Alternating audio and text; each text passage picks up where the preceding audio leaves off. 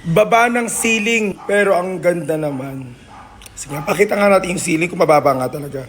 Hindi pa kami totally tapos mag-move out. Natulog lang kami dito for one night. Tapos mag-move in kami ng lahat-lahat na po ng gamit. Kasi gusto lang po talaga namin i-fill out yung buong house. Pero ito po yung gamit na, yung curtain na naiwan mismo dito. Papakita ko sa inyo kung gaano kataas. So ito yung ceiling namin from first floor. Ganito po siya. Papakita ko po sa inyo na may tao po dyan para makita nyo po. Sabi nila mababa daw yung ceiling ko. Mababa ba to? 5'7" po ako. 5'7". Ayun po yung ceiling namin hanggang doon. Sige, punta tayo din sa taas para tignan natin. Okay, wait lang. Tara na sa taas. Wait lang. So ito po siya from second floor.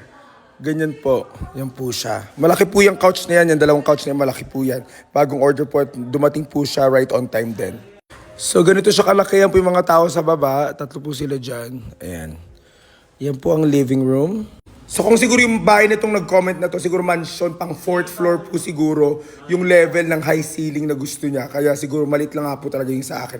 Sorry, hindi po siya pasok sa standards ng mga high ceiling, I guess. Or talagang bobo lang talaga si Kuya. Char. Sorry, not sorry.